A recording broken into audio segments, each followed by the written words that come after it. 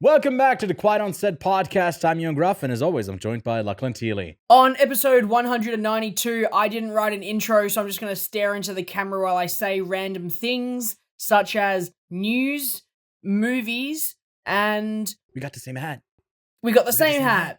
Yeah. Oh my god, that's exciting. Almost as exciting as Lachlan catching up on even more Ghibli films. We are recording a tier list for that later, so be on the lookout for that to release later this week on the channel. Then I caught up with Space Cadet. I watched the whole Beverly Hills Cop franchise, and I have some brief thoughts on MaXXXine ahead of our full review that's coming to you next week. Finally, the Bikeriders finally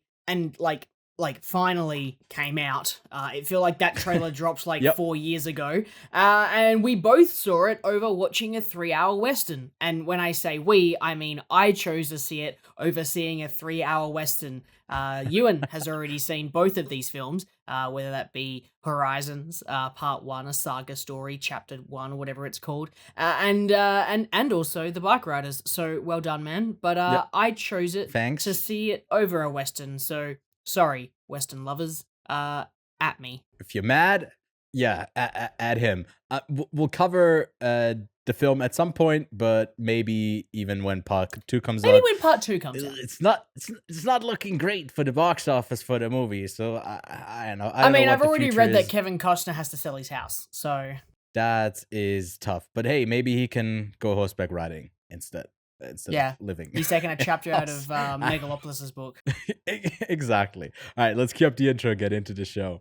We are professional. This is a professional podcast. Yes. Breaking Bad and Better Call Saul. Hello there. Which actually, did you get me a hat as well? Yes. So I've got Dooncam. It's just a camera with my Dune steelbook.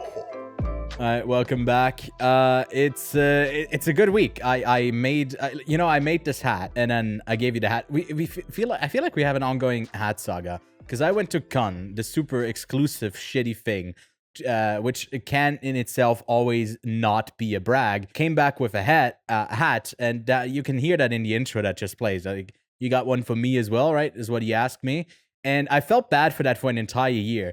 So when Lachlan came to Cannes last year, instead of just getting him a hat in Cannes, I overcompensated and made him a custom hat with our logo. And I really like that hat as well. So I felt like I'm missing out now. So long story short, I made one myself and it just came in.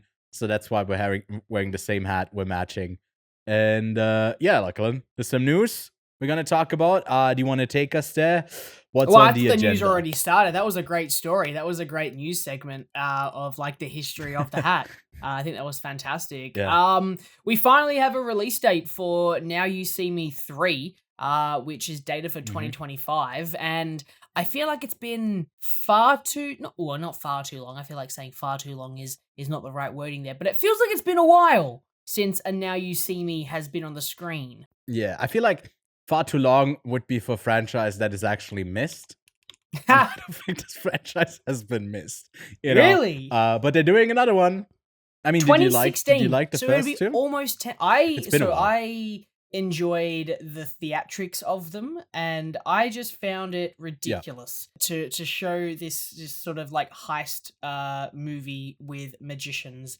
I think that it's one of the best 5-star, 1-star movies you could possibly have ever dreamed of. I would actively give Now You See Me a 1, 2, maybe 2.5.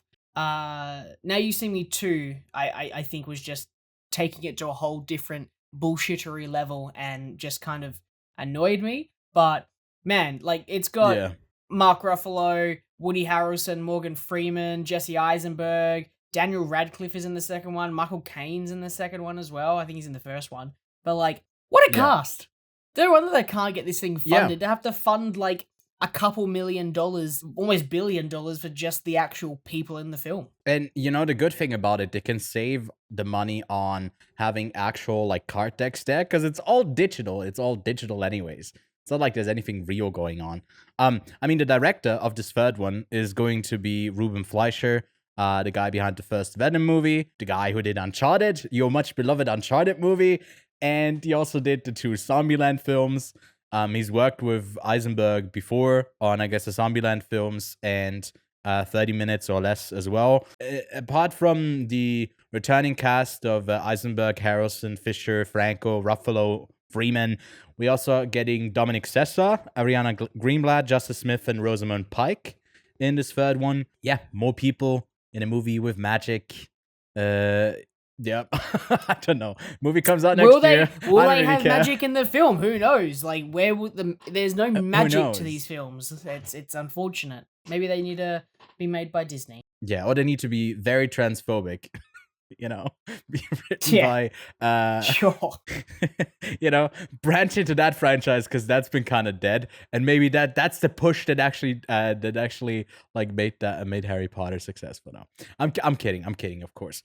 Let's talk about something that has been more successful, actually been like maybe a Cinderella run or a story would be not really fair, because it comes from Pixar, but Inside Out 2 has been nothing short of crazy to see how this box office run has just surpassed expectations left and right. It's been the fastest grossing $1 billion movie for an animated film. It's on track to surpass a bunch more, and maybe even get to that high mark of getting to the top spot, surpassing Frozen 2. We don't consider The Lion King to be an animated movie, because it's kind of this weird blend of CGI that's so close to real that they call it live action. It's weird. The recent one, I was thinking. Yeah, not the original. The original. Are you okay? Are you having a stroke? It's definitely animated. The original, I think, made back in the day somewhere. If I'm pulling this out of my ass right now, but I think it made $994 million globally. I think I looked that up at one point, but that was like years ago, so I don't know if my memory fails me there. But yeah, it's been doing great. It's going to be interesting to see now that Despicable Me is coming out, how much of that momentum is being halted. That movie literally came out 2 days ago for us, July 5th for us as we record. And yeah, it's going to be interesting to see, because it's been holding pretty well at the box office. Apart from saying, hey, it's making a shit ton of money and Disney's picking up the market share, that they were like really, I think they increased from like 9% to 14% just in like 2 weeks time, for the entire 2024 calendar year. So hey, Disney's making some money, good for them. But yeah, anything else that you want to bring up? Anything else that it should surpass? Like, how far do you see Inside Out going, and how fast are we getting another sequel? Like, how fast are we getting a third one? They're probably just gonna can everything and just make an Inside Out 3 at this point in like 4 years' time. So, the only thing I have to say is, how the fuck is the Garfield movie made more money than Furiosa, The Fall Guy, A Quiet Place, which has just come out, so I won't include that one. Quiet Place did pretty well. Quiet Place is doing fairly well, but how did that make more money than those? Like, I mean, the first two, Fall Guy and Furiosa, were huge. Like, is the big movie dead? I mean, Dune is the big movie of the year, but like, I like action with stars in it dead? Yeah, it's so hard to say, because like you feel like the whole box office, all of the cinema theatrical like experience is kind of dead. But then you get a movie like Inside Out 2, which seems to be playing quite well with a certain audience. Obviously, also playing into the like kids and family sector, which is also where I see Garfield doing quite well. So I feel like that part of it is definitely not dead. If there's like a movie that parents feel like they can take their kids to, that resonates, that isn't dumb. But we'll see it with Despicable Me 4. Maybe that does like $1 billion in 3 days. Not tracking to do that, but we never know. And I feel like movie for adults, or like maybe for teens as well, they just don't go out to the theater as much anymore. They're willing to wait. And then the interest is just waning. I mean, with Horizon as well, it's interesting that, like, you know, he has a huge backing with the how many seasons, like 5 seasons of Yellowstone that he did. Like, it's super popular. That's a huge audience, and didn't seem like they were willing to leave the couch and go to the theater to check out Horizon, which to me is like quite surprising. Westerns also tend to do like incredibly bad overseas. They make most of their money domestically. And with a movie that like reportedly as well, I think it was like 100 million for the first two films that they reported initially. But it seems to be more like the case that the first part of it alone cost 100 million. And opening with, I think it did 11 million domestically. That's just not gonna cut it for $100 million movie. So yeah, it's gonna be tough. I doubt that he'll get to do I guess more than two. Maybe he can wrap it up with the third one. With also, I mean, we're not talking about it any further. That's why I'm like bringing it up a bit more in detail now. But this first one is such just a setup for all of the characters. We kind of jump around them in time and place with different people until they meet up, basically in the sequel for a lot of them. Instead, like taking 3 hours to do that, it's I don't know if people are that patient, especially like going to the theaters for that. But it will probably do pretty well once it comes out on VOD. Yeah, I don't know how long they'll wait for that. Let's just say Star Wars Episode 1, The Phantom Menace 2024 re-release has done almost 20 million. So... yeah. Star Wars always pulls. That's Star Wars is a cinema movie. A cinema franchise, yeah, definitely. It's a cinema movie. You got to. Yeah, anything else from the box office? I feel like we did our box office report of the week pretty extensively. Well, another movie that comes out later this year that comes from a director that has had quite a few bombs recently at the box office too.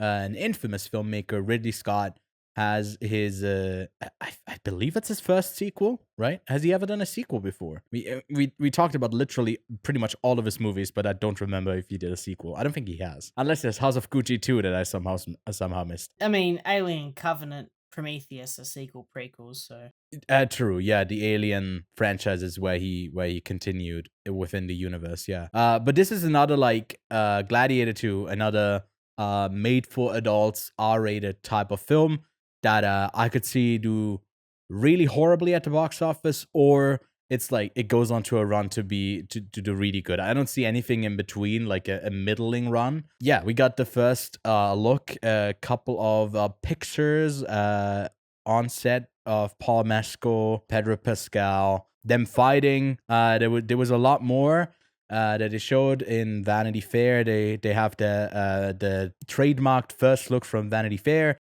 To me, this looks great. I don't know what you thought, but damn. I mean, the production design, even in Exodus, Gods of Kings, which is a god-awful movie, I feel like even there, the production design was pretty on point, even if the dialogue and everything else didn't work. And yeah, at least I feel like we'll get that as well from Gladiator 2. Mescal, yoinked. That boy is yoked. I mean, anything that stood out to you? No, this looks gnarly. I'm keen. I feel like this is less complicated for him to fuck up. He knows the winning formula with Gladiator. He knows what can be done and what makes Gladiator really good. In saying that, though, he knows what made Alien really good and made Prometheus, and then followed that up with Alien Covenant. So maybe everything I'm saying makes no sense because this man could literally fumble his way to his grave, and this might be his ending. When do we stop letting filmmakers make movies? You know how like old people can like get their driver's license taken away from them? They need to. When do we stop? Oh, it's hard to say. Like at some point, it's also that they're just like the driving force of getting something made and having their name behind it. I don't know how much of a control of every single thing you need to have when you're like in your mid 80s, which I assume is going to be quite tiring for some of them. But I feel like it comes from building up a team through your long-standing career of people that you can trust. So you can put off some of that. So like it doesn't really need to end, in my opinion, if the name behind it already is like something that gets it back and gets it money. I don't think like Ridley Scott is one of those directors who will direct to the day he dies. And like I mean Clint Eastwood. Clint Eastwood as well, yeah. There's a bunch of them. A bunch of really. I mean, I feel like Scorsese is going to be the same. Like he had that quote right before Killers of the Flower Moon came out about like something about like time, and he has so much more to say and do, but time is running out. Is a real thing. You only get that many shots to do something, even if you're one of the greats. Gladiator 2, I'll be there Thursday. This is one of my most anticipated films of the year. I'm more keen though to the series that he spawned with Alien, the sequel to that, Romulus, than this, but it looks very promising. And the first one I think was one, if not the winner of our bracket as well, for Ridley Scott. So spoilers there, but go check that out if you want to hear us talk more on Ridley Scott. And then lastly, another big old filmmaker that is probably well in his 80s as well, right? Micheal Mann has joined Letterboxd. I got it here. This is, by the way, also self-made. I'm wearing my own clothes today. And yeah, he posted a list of his 14 favorite movies in no particular order except for Bumtekin, Battleship, which I assume is then his favorite film of all time. I've seen 6 of the 14 films on this list. Like, what about you? Is there anything that stands out to you? Okay, show off. I've only seen 5 of them. But the 5 that I have seen... No, I've seen 6. Okay, you just haven't locked it. Yeah. Like maybe you could give us a rundown of the list. Wait, no, I've seen Hurt Locker as well. Hang on, I've seen 7. Haha, fuck you. Fuck. Okay. I'll shut up. I just think it's really cool to see him have more recent films like Poor Things thrown in here. Yeah. And not just be like, I'm a classic cinema kind of guy, and just throws in a bunch of like movies from the 40s, 50s, and 60s, because I have always been an advocate for this. There are definitely films that get made that are better than films that have made in the past, and they're not always going to be the best films of all time. There are going to be films that come out that are better versions of that, right? But people hold on to them because they're the classics, yeah? And if I'm honest, if you go back and watch... let me pick one of these and then get fucking yelled at. The Asphalt Jungle. It actually looks like it's got some pretty good ratings. Let me just sort by rating. Film popularity. It's got 5 stars. Okay, never mind. I'm not going to make my argument anymore. It seems like he picked pretty much very beloved films on Letterboxd as well. Stuff that resonates with them. Like we got Battleship, Bumtekin in here. I can't say that. I don't know how you're supposed to say that, by the way. But that's like the oldest film from 1925. Sergei Eisenstein, I think is the... Yeah. I watched this for at uni as well. Yes, Einstein. Theory of Relativity. Capitalism times communist equals war.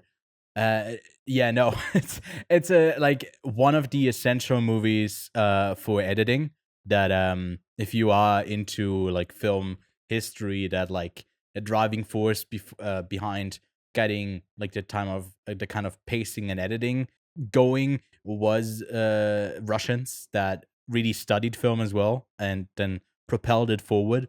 That's why like that movie is still holding up, I think, like pacing wise. Obviously it's dated in the way that it's a silent film and stuff like that, but still like incredibly well made. Is Dr. Strangelove on here, beautiful. He's got an Iñárritu film, Scorsese with Raging Bull, Villeneuve with Incendie, Pale Flower, Lachlan, the Asphalt Jungle, like you mentioned, Apocalypse Now, and Poor Things. And then a couple films that I haven't seen myself. Like I've seen The Hurt Locker and Pan's Labyrinth. I haven't seen either of those. Yes, I still haven't seen Pan's Labyrinth. I know, I own it. I think I own it even twice. By accident. I think I got it twice. And Sweet Smell of Success and Out of the Past to round out this list. And yeah, it has me keen to like watch the rest of the films that he selected here. And I guess he's gonna, like Scorsese and some other filmmakers, like drop recommendations or maybe sometimes lists every now and then. And yeah, it's fun. Lighthearted stuff that you can do on Letterboxd. And filmmakers always get like so many followers so quickly, and yeah, everyone's happy about it, which is great. Yeah, Lachlan, take us through the quick news of the week. There's a couple of things. Watch Dogs has started shooting. That's right, a video game adaptation that was announced 10 years ago has just started shooting. Wow. The turnaround times on these movies is just incredible these days. No wonder they're costing billions of dollars. It's finally started shooting, and it's been directed by Matteo Turi. Beetlejuice, the sequel to Beetlejuice, will open Venice Film Festival. Wicked has had its release date moved to November 22nd, which is 5 days ahead of its original November 27th release, which is when Moana 2 was meant to be released, and it's still obviously releasing. So instead of going up against Moana 2, it's now going up against Gladiator 2. So it had to pick which one of it would kind of take its audience away, and I'm going to assume that if it's a Wicked movie, you're going to have a lot of kids there. At a Gladiator movie, you're going to have all the cool kids there. So that's why they're moving it, because they don't want to double dip, and they know the cool kids aren't going to go want to see Wicked. There's also another film that comes out in November. November's going to be packed, but it's called Red One. I don't know if you saw this. Next week is going to be avoided packed. Talking about it. Next week is going to be incredibly packed. I don't know. Do you know how many movies I have to see next week? Yeah, it's like 4. It's like MaXXXine, Twisters, Kinds of Kindness. It's so much that's out. Maybe Twisters. Fly Me is to the Moon, after, Kinds of Kindness, MaXXXine, Twisters. I'm pretty sure Long Legs. Oh, Long Legs is the week after. But like, my God, how many of these motherfucking movies can I see in 1 week? Yeah, it's crazy. Going to be a packed week, and looking forward to chatting about pretty much all of them. Before movies come out, they have promotions, they have trailers, which brings us to the trailer section of the week. And it was a film that initially was called They Listen. The title got changed to Afraid. It has a theme of AI in there, or like I don't know, nothing new in a way that like tech is taking over. There's a family, it gets overprotective. Horror elements there where it starts like going out of bounds and doing uncalled for things, maybe even harming others in order to protect the family, or even especially the kids. It's a digital assistant called AIA, which is an incredible name for it. It's like Tenet. Very it can imaginative. be spelled backwards and forwards. Oh my God, it's a sequel to Tenet. I watched like 30 trailers yesterday in a live stream, which, by the way, go follow us on Twitch if you don't want to miss those. But one of the trailers started with like something going backwards, but it wasn't this one. And I did say Tenet while I was watching that. But also, did you see the poster for it? It's a Blumhouse movie, right? It says like Afraid, and they changed it from They Listen, which would have been the much better title to Afraid, because Afraid has AI in the title. So yep. Yeah. Yep. What did you make of the trailer? Honestly, out of all of the trailers I watched, this one wasn't the best of them all. It just didn't really. It kind of just gave me the whole narrative, and I don't really want to watch it because it has told me who, like, one character's gonna die. Know that for a fact. It's telling me that it's gonna get fucked up. Was it showing like drone strikes to like its children? This movie's wild. The US government doesn't want you to watch this movie. But also, was there aliens at the end here? Is there a creature at the end here? Is AI just a creature? Like, oh my God.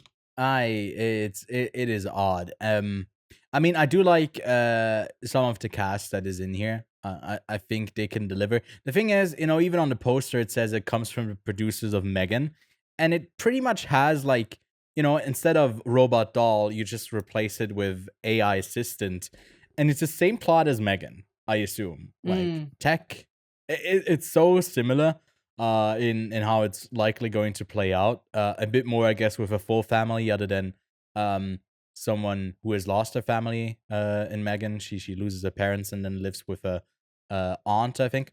Yeah, this one's out August 30th. I think they should have stayed with the title They Listen, because it's about a thing that listens. Then there's a trailer with John Cena and Aquafina that also features a jackpot jackpot that you can win by the end, and you can win Buffalo Wild Wings if you're a US resident. So that whole bit in the trailer that they have at the beginning and the end really doesn't work. I don't know if that's tonally also what the movie is going for, that like kind of awkward, which is pausing type humor. That's just like, oh, let's just make something awkward and then it's funny. The trailer itself, I think, looked a bit better, but it's essentially the premise where you win the lottery, and if someone kills you before, I guess, the end of the day, or I don't know, before sunset, which I guess you gotta get really specific when sunset time is, but then they win the grand lottery. It's an interestingly dumb concept, but it could be quite fun. It's directed by Paul Feig though, and he's made Bridesmaids, which is great, but he also made a bunch of Melissa McCarthy movies. He did the female Ghostbusters in 2016. Lachlan, what did you make of Jackpot with an exclamation mark? But this was my favorite trailer because it didn't look too horrible. It just looked dumb, right? This is possibly the only film that might make $1 billion this year, other than Inside Out 2, just due to how no shot spectacular this trailer was.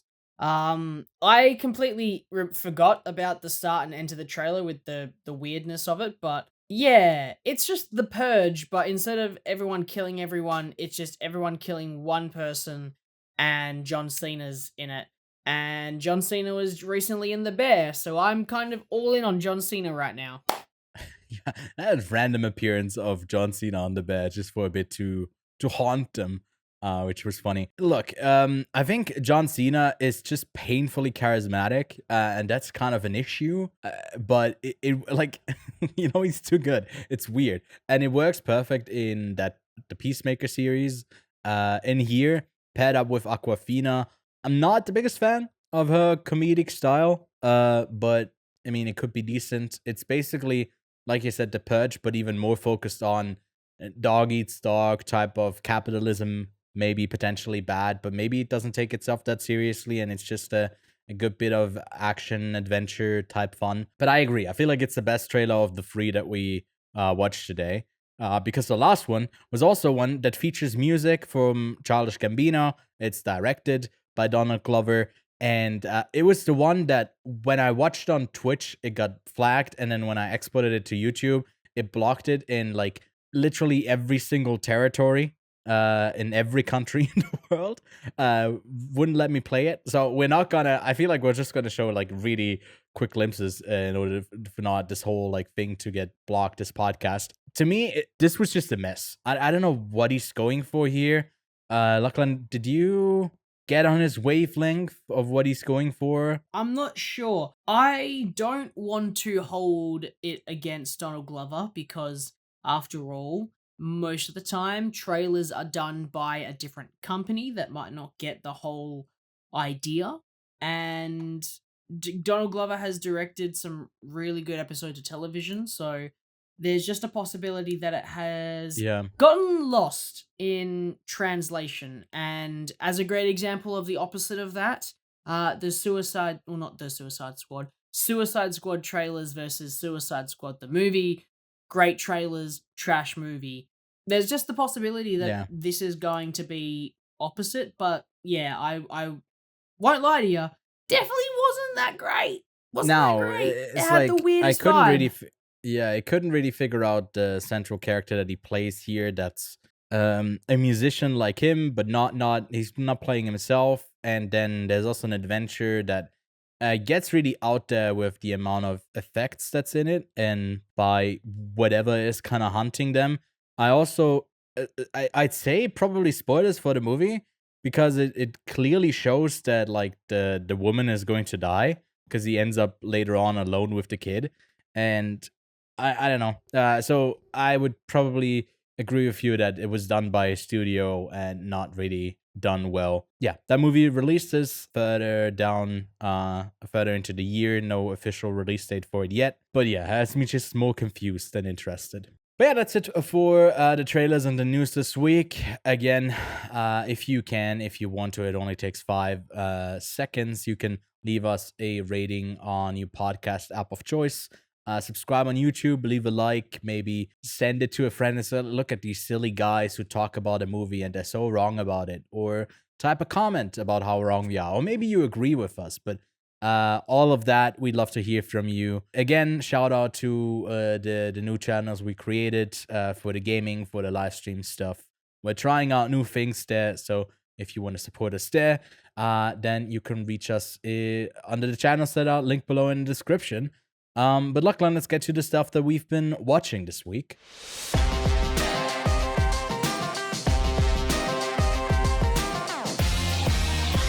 And it's been a good week. We've been eating Studio Ghibli flavored, shaped food. You know, there's always these like pictures online of people posting Studio Ghibli stuff, and it always looks like the greatest.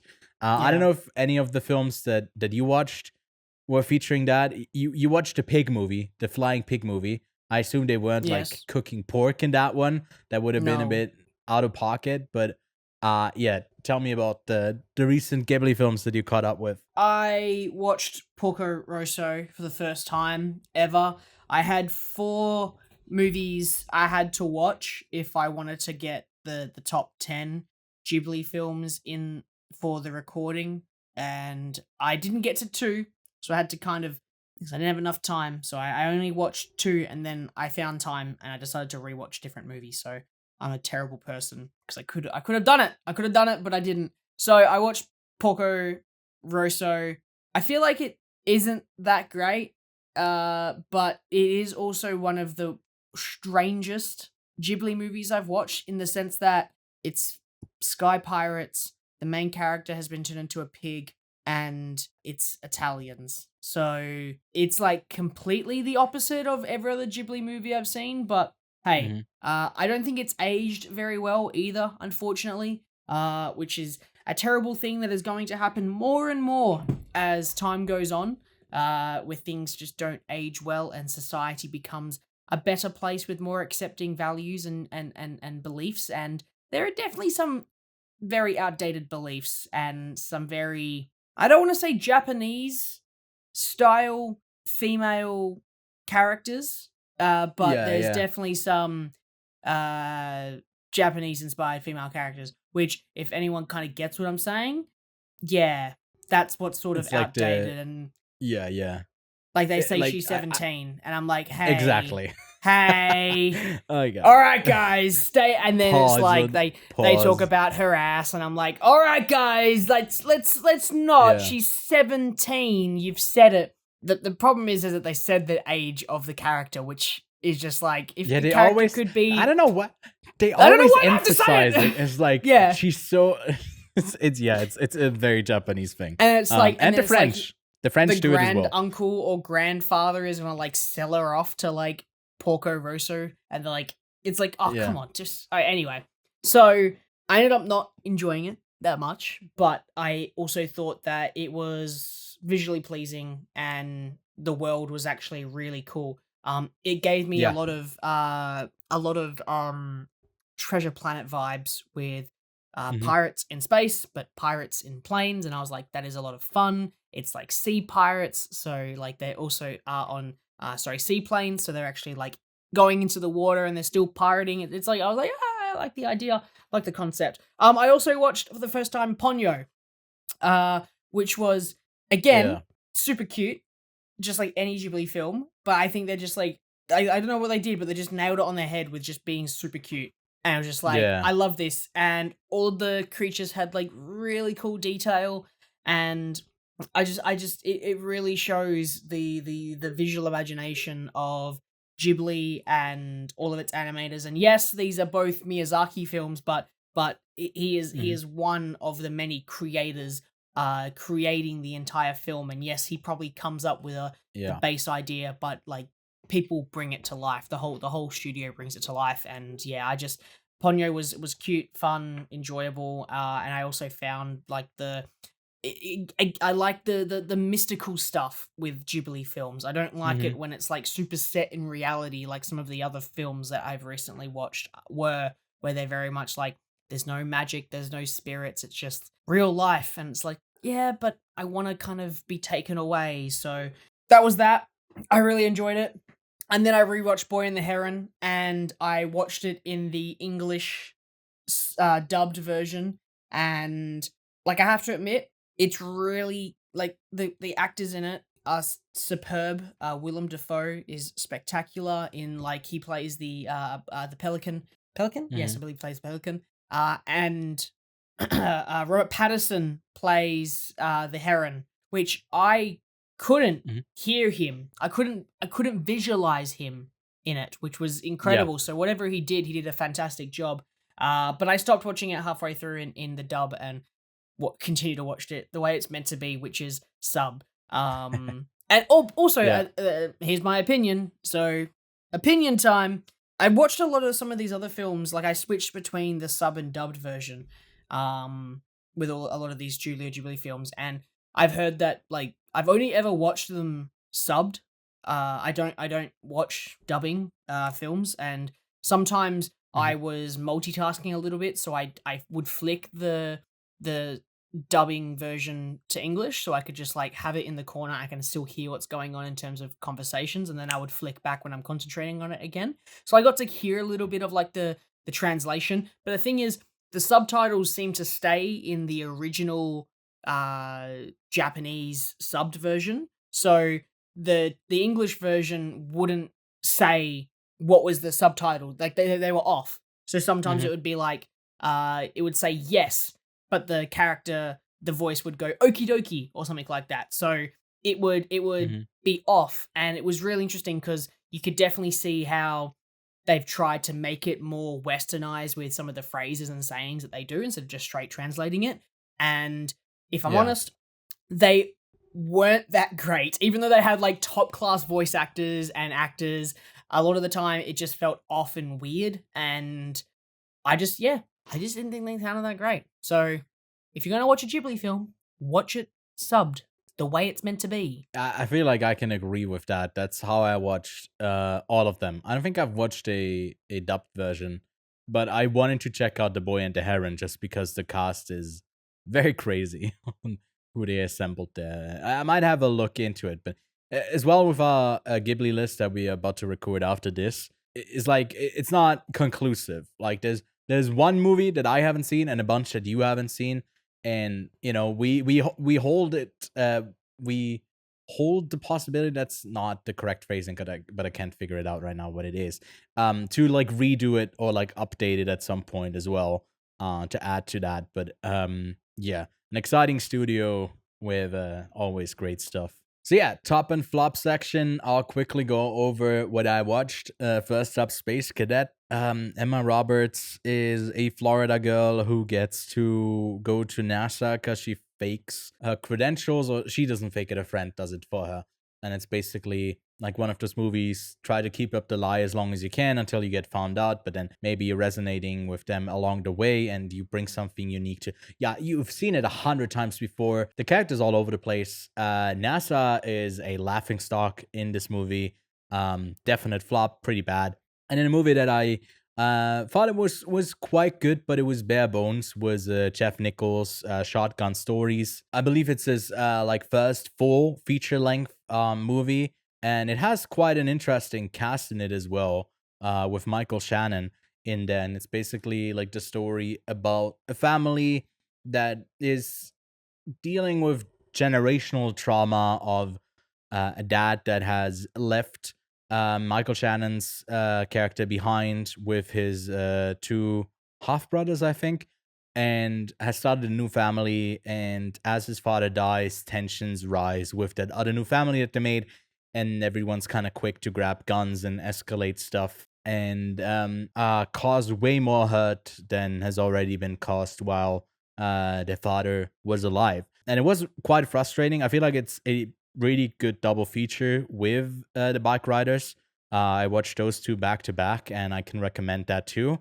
Gonna be watching more of Jeff Nichols. We ended up doing the Bikeriders a bit earlier than I expected, or a bit earlier than I could get to the rest of Nichols' filmography. But yeah, I can recommend it. And then I did get to see MaXXXine already. Now, if I had to rank the three Ty West X films, I gotta say, like, X is at the top, followed by Pearl, and followed by MaXXXine, which is a pity because this one is going from the 70s slasher aesthetic of X, thrown back by Pearl into I think the 30s or 40s, and going back now, set like I think 6 years after the events of X, thrown into Hollywood with Mia Goth as MaXXXine, the spoiler lone survivor of that massacre in the first X movie.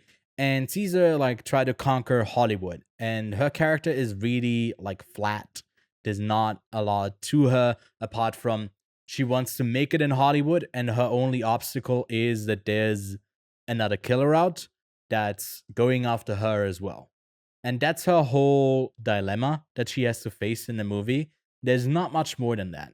And she's always on the set path of succeeding, and it's only like time she has to allocate. So this movie is then like in part mystery of who this new killer is. It's not really a slasher. There's like one brutal kill, and the rest of it is just like really underwhelming. Performance from Mia Goth is still good. I just thought, obviously no spoilers, but the villain at the end was super underwhelming. There's also like a role that Kevin Bacon plays that's all over the place. So this movie can't really decide what genre it's trying to emulate or maybe, I don't know, honor. So yeah, unfortunately, MaXXXine is all over the place. I can see some people really not liking it, and it's unfortunately definitely the weakest of the three recent Ty West films. But we'll talk about it a bit more next week. And I watched A Fistful of Dollars as well. I'm still trying to make my way through some Western films for to release. We're doing a lot of honest work for Kevin Costner to maybe do our part to revitalize the Western. And I've never seen Sergio Leone's A Fistful of Dollars, that trilogy. So I'm making my way through it now.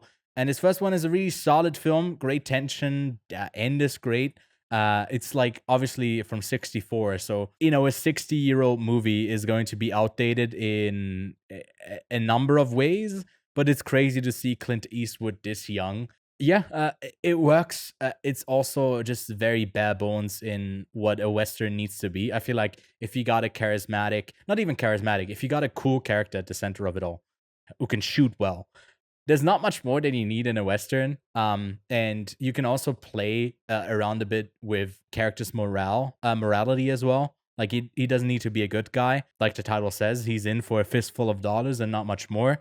And I like it. I think it's very well made, and I'm looking forward to the rest of the trilogy that's not connected with the character, but with Clint Eastwood being in all three of them. And yes, Sergio Leone, I think, is one of the directors that I think has made like 6 or 7 movies, and all of them are like regarded as important films in film history, and I can't wait to catch up on more of them. And then something equally important for film history is Eddie Murphy in Beverly Hills Cop. I watched all... yeah, I watched all 4 of them. The 4th one is now out on Netflix, Axel F. And we questioned why it's called Axel F, as if anyone would know like what this is if you call it Axel F. I mean, once you've seen them, because I hadn't seen them before. This is my first time seeing them. Also, like, they're outdated in a number of ways. It's at some point, I think in the first 2, they end up in a strip club for no reason other than they want to have some boobies in the movie. And then in the 3rd one, there's also like a Googling thing at an Asian waiter in the like Wonderland Park where most of the movie is set.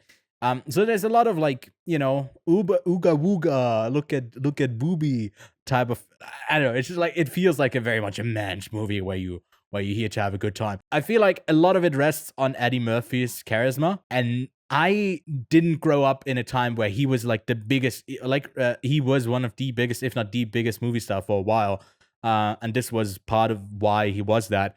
I don't find him that charming, to be honest. For some reason, it blended for me a lot with like having watched all of Seinfeld, a lot of like similar humor bits of him just making shit up on the spot, making people uncomfortable to get what he wants, and that's kind of his shtick that he does. He does that in the new one as well. Maybe a bit subverted because he's too old. He can't bother with it anymore. I think the first two are pretty solid. Third one, widely regarded as the worst. I'd agree. But this franchise, even with the latest one, I don't think ever peaks beyond like a 6 out of 10 for me. So yeah, but they're all streaming on Netflix. So if you want to have a good time with Eddie Murphy, then go, I guess, catch up on this 40-year-old franchise. That's crazy. The first one came out in 1984. That's all the stuff that I watched this week. So let's get to Jeff Nichols' The Bikeriders. After a chance encounter at a local bar, strong-willed Kathy is inextricably drawn to Benny, the newest member of the Midwestern Motorcycle Club. The Vandals, led by the enigmatic Johnny. Much like the country around it, the club begins to evolve, transforming from the gathering place for local outsiders into a dangerous underworld of violence, forcing Benny to choose between Kathy and his loyalty to the club. Are you loyal to the club? It's I don't know why I went down with my voice right there, because like, oh, it feels manlier. The toxic masculine traits come out.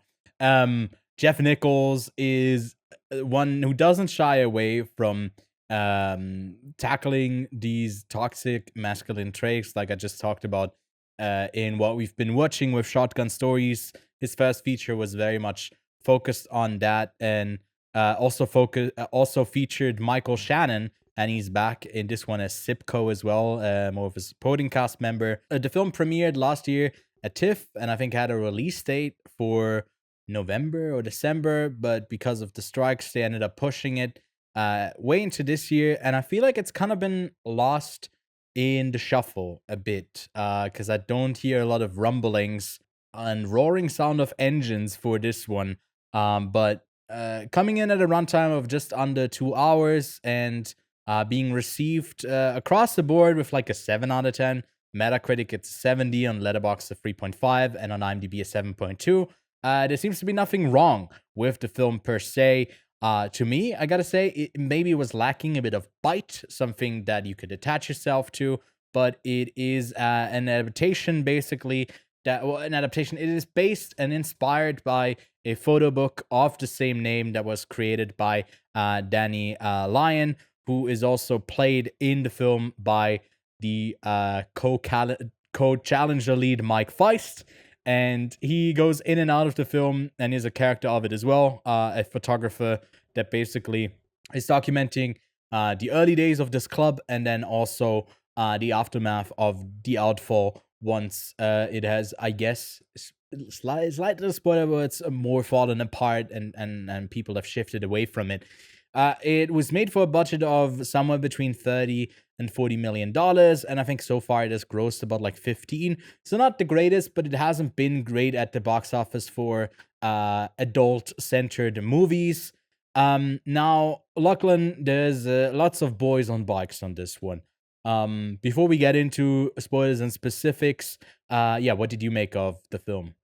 So I completely see where you're coming from there's no bite to the film. There's not really anything that really gets your heart racing. And if I'm honest, if it wasn't for this really well-crafted narrative and really good character like ensemble, then I feel like this film would have flopped. There are definitely films similar to this, not in the context of like bikies and the setting and things, but there's films like this that have a massive cast and they have a narrative, but the narrative just lacks anything.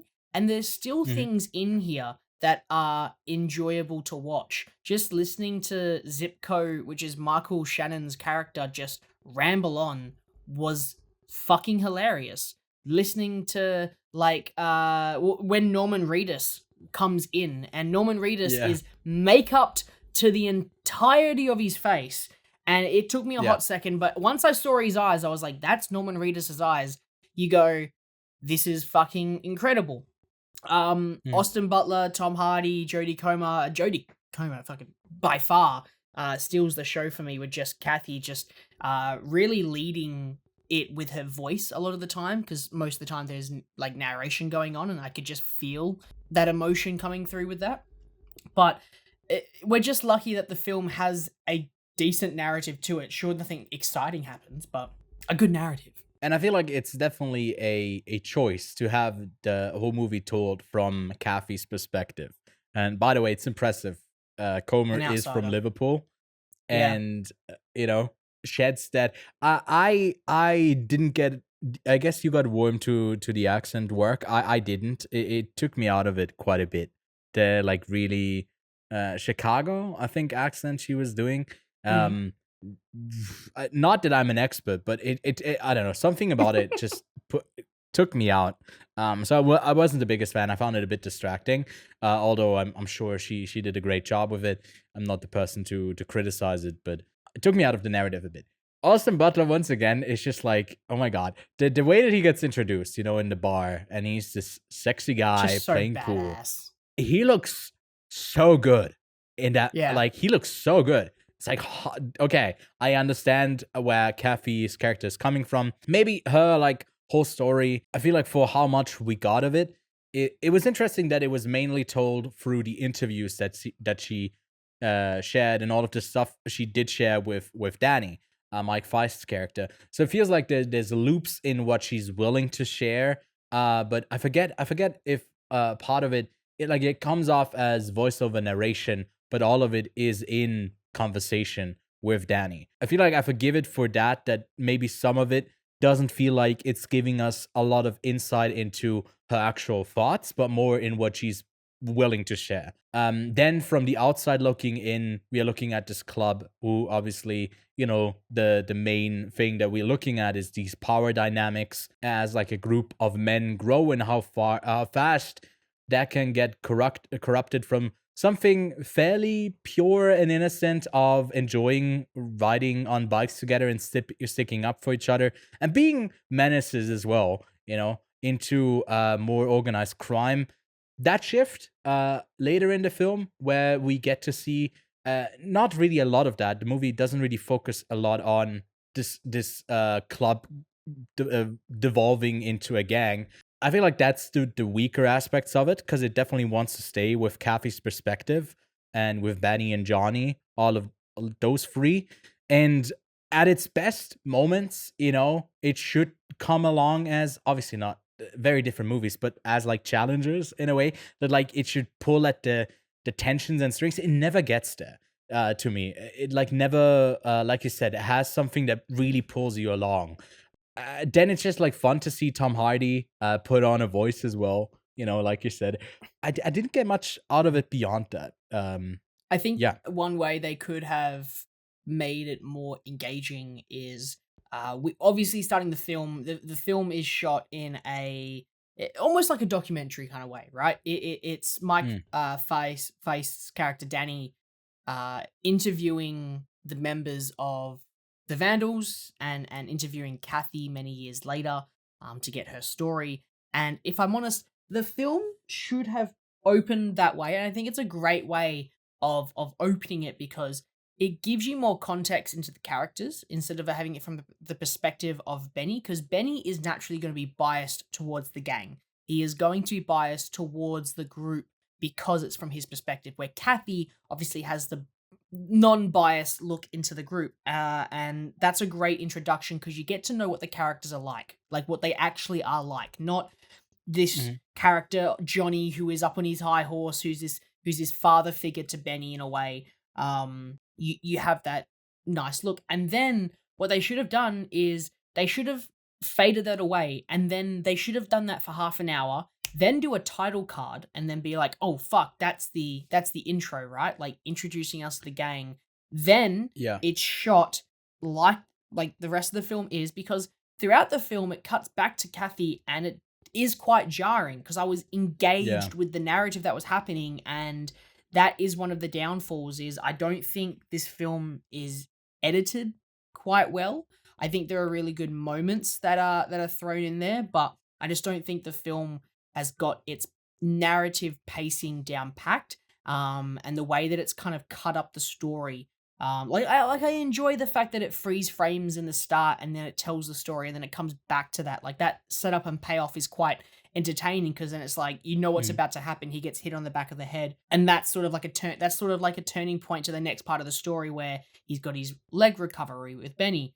But I just feel like because they kept cutting back to this like Kathy and Danny, it just took away from the momentum that the gang was having with its evolution, which was more engaging in my opinion. Yeah. Maybe you already got ahead of yourself there with I guess a slight spoiler with him recovering. So we're I guess warning you for full on spoilers now on, but we basically then get to focus on a Benny that is like more locked, like he can't escape from dealing with himself, which it feels like it definitely was an escape for him to keep riding on, and now he's kind of forced to deal with who am I, and yeah, like I don't know, I feel like I don't get enough from Kathy and Benny in their relationship and how quickly they go to marrying.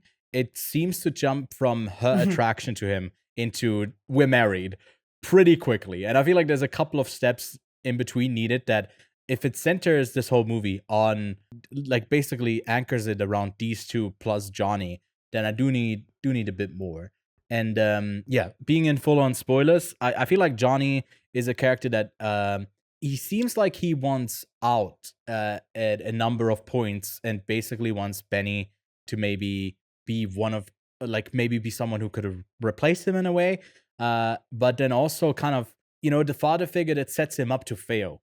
Because I feel like he is also aware that the club is going down the drain. What did you think of the kid, like a character that we get to see like here and there spliced in, and he turns out to be like maybe more sort of the main villain of the film, but again, they don't really focus on him. Like I got the vibe that maybe a bunch of it was cut, that they maybe shot for it, and yeah, that wasn't included. So I thought the setup was quite cool to have him notice Johnny and the gang driving by and sort of being like, that's what I want to be. And I think that's a really cool evolution to him leading up and eventually challenging Johnny. Made me realize, because obviously there's only about 2, 3, 4 scenes with him in total before that's including the scene where he challenges Johnny, that we don't really have that much of a backstory for him. And then we've also then get a bit of a backstory in a way with him at his home when all of his friends come around. So you get more backstory there. But it made me realize that I don't have any backstory Benny. Like Benny's just there. And I was like, but Benny's our main character, I think, because I can't really tell who is the main character. And we get a backstory for Johnny in a sense with how he created the gang, and we get more information about Danny with him graduating and then moving to New York, but we don't get much of Benny. And because of that, I was a little bit frustrated with not learning much more about the characters. And it's the same thing for the kid. The kid just all of a sudden is like, yep, I want to join you. Then he gets mad because he gets punched out. But if he was any wiser than we actually was, he wouldn't kind of go back there. But then he joins the Milwaukee branch, I believe it was, which is ironic because that's the one that they set up, and I found that quite funny. Again, like there were things that were quite good, and then he comes back, but I felt that maybe there was more to be done with characters that were already in the gang. Like to have it be external is less exciting for me, and I get that it's obviously based off of a photo book, and so maybe they're following a true to life narrative, but for me, I didn't find it that exciting that some random ass kid did it. I found the shock quite shocking with the ending, but I didn't find the journey to that point any more exciting. I was honestly hoping that Benny would kill Johnny. It doesn't really go into that direction at all. That's not really their dynamic ultimately. It's also crazy that like that shot of him confronting the kid is actually in the trailer, and it just cut away from it like really early. I feel like I could argue that maybe because it's told from Cavi's perspective, and Benny is someone who hasn't really shared a lot of his personality, that maybe we don't know much about him. So it, like, in a story sense, maybe we don't know, but then also, and with the kid being the one that leads the gang into something bigger, maybe you know a bit more about him. But that ultimately doesn't matter because it's a narrative feature. You can make shit up, and you could do it differently. And Benny is supposed to be, I feel like, this character who just kind of does whatever he wants, but he also leaves whenever he wants. And I don't think the time jumps work perfectly well as well. Like, I don't think they don't emphasize enough on how much time has passed when he leaves. It feels like just, okay, here's Johnny showing up at cafes right before he gets killed, and Benny's not there. But I don't know how much time, like, they'd probably say it, but it doesn't, I don't feel the time that has passed, if that makes sense. Yeah, time flows kind of weird. And also some of the characters' age just doesn't make sense. Like, Damon Herriman's Brucey, who dies. Dude acts like he's 30, but like, dude looks 50, 40, late 40s. Yeah. Which was kind of wacky, but other than that, that was the only odd one. I found a lot of the characters' relationships really fun. It felt like everyone on set was having a good time because the relationship between all of them felt even natural, if Tom Hardy's on set.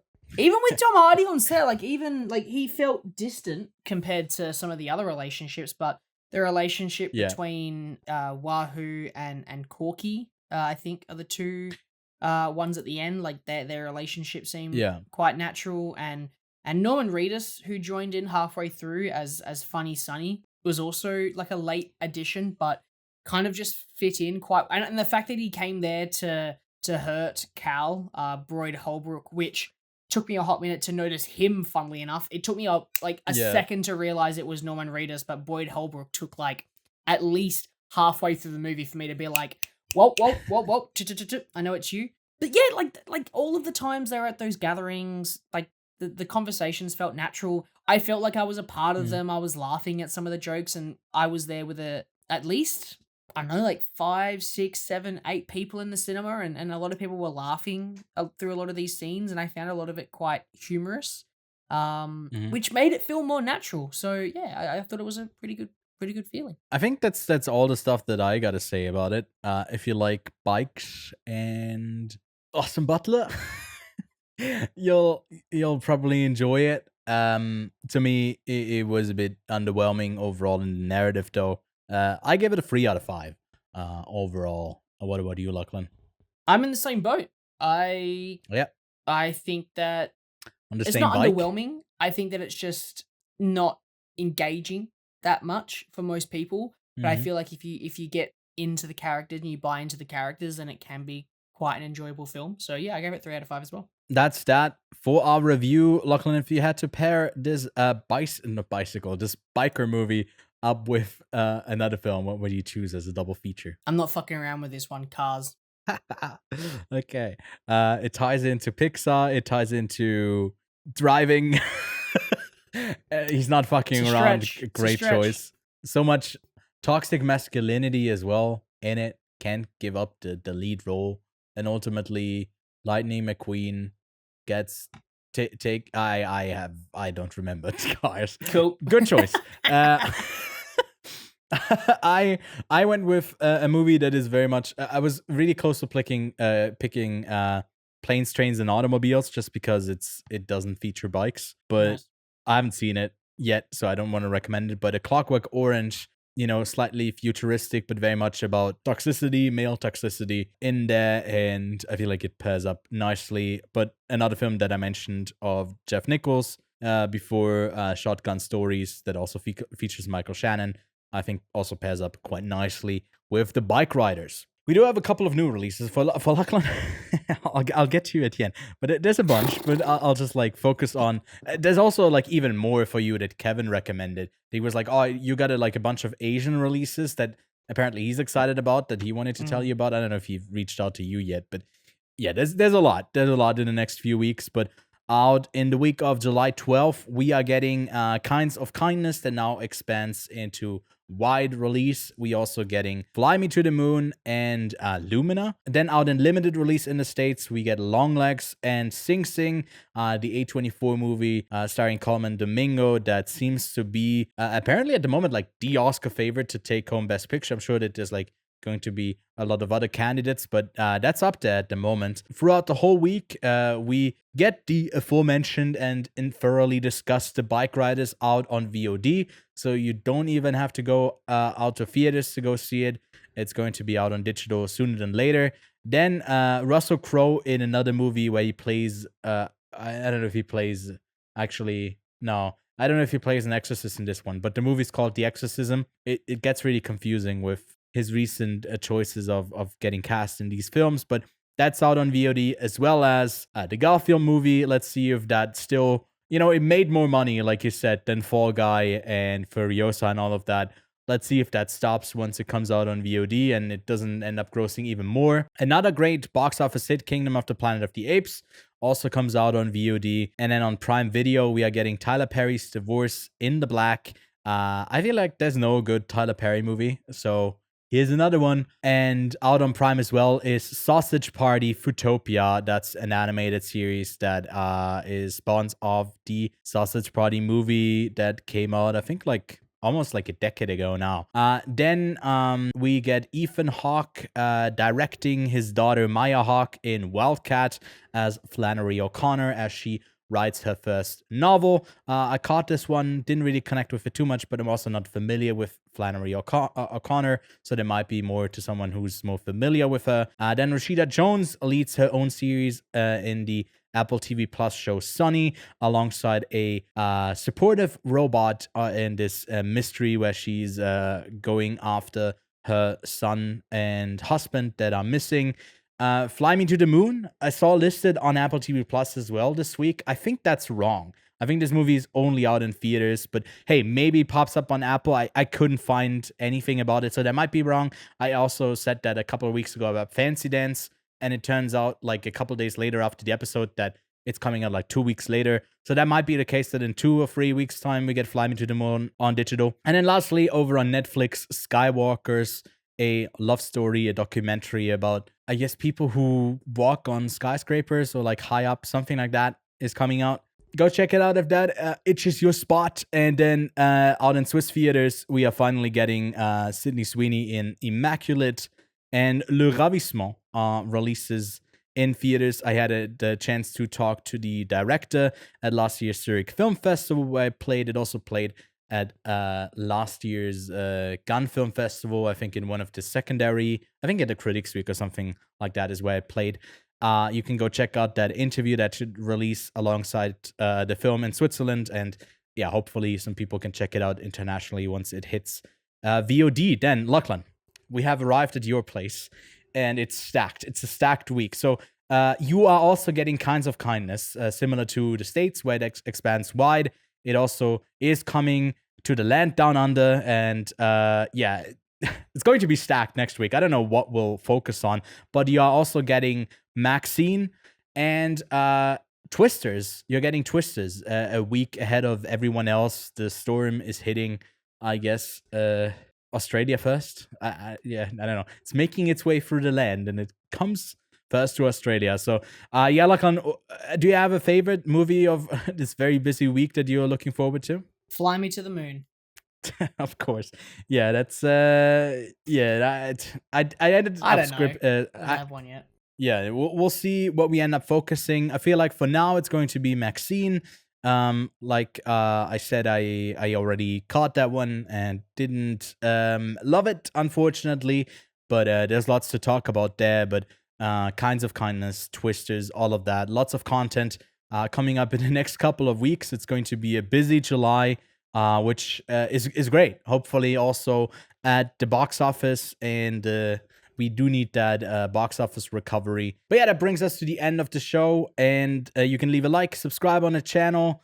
I don't know what to focus on next, Lachlan. I feel like I'm in a constant state of being slightly stressed out by the amount of releases that are coming in the next couple of weeks.